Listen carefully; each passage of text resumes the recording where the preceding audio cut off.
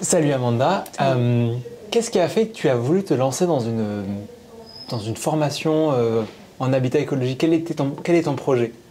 Eh bien, j'ai toujours voulu vraiment habiter dans une maison passive, dans une maison voilà, qui est en harmonie avec l'environnement.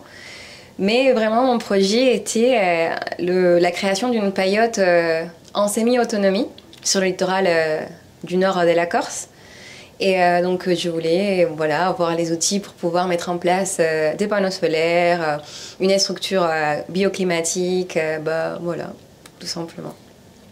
Et qu'est-ce qui t'a amené à découvrir ce que nous on propose, c'est-à-dire les cours, tout ça? Comment tu y es arrivé là? Qu'est-ce qui a fait comment ça se fait que tu es assise ici avec nous? J'ai fait pas mal de recherches donc à la place sur Corse, et puis j'ai rien trouvé vraiment. Donc je me suis dit ça va être sur le continent.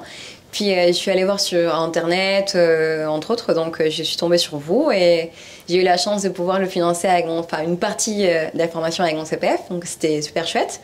Et je trouvais, quand j'ai commencé à voir les témoignages et puis aussi à peu près de quoi ça parlait les cours, eh bien, je trouvais que ça correspondait vachement à ce que je voulais et puis que c'était assez complet. J'avais un peu peur, j'avoue, parce que je me disais, je me lance dans un truc, un délire pas possible.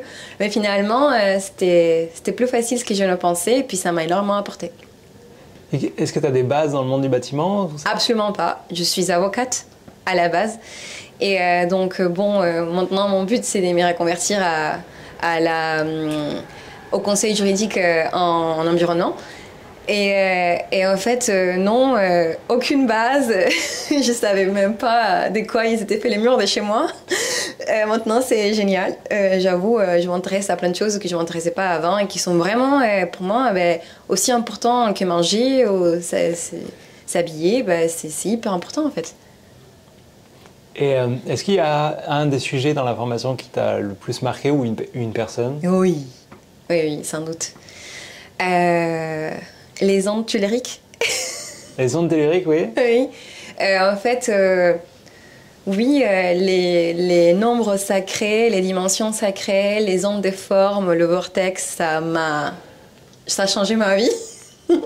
Ça m'a vraiment, je sais pas, j'ai beaucoup aimé ces réseaux d'ondes magnétiques. Je sais pas, ça m'a énormément parlé, donc définitivement mon sujet préféré, oui. Ah, génial. Donc, le cours avec Dominique Pétri-Amiel. Oui, en plus, il est génial. Il est incroyable. Voilà. Alors, je ne m'attendais pas que tu sortes ce sujet-là, donc c'est trop bien. Et est-ce qu'il y a un autre cours auquel ça a été le plus difficile? Ah, le cours le plus difficile. Je réfléchis. Certainement ceux du début parce que, je n'étais pas trop familiarisée avec les termes. C'est bien, c'était avec moi, c'est parfait. C'était un peu plus difficile, mais est-ce qu'il y a un cours qui... je sais pas pourquoi ça... tout ce qui était l'isolement, c'est pas évident en fait, c'est très technique, mais très intéressant. Il y a beaucoup de choses à prendre en compte, donc notamment les formules pour la résistance, puis l'humidité, puis ça. J'adore les formules, mais j'avoue qu'à un moment donné, je suis perdue. Je devais revenir, replay, donc... Mais c'était chouette, puis j'ai finalement compris. Donc, voilà.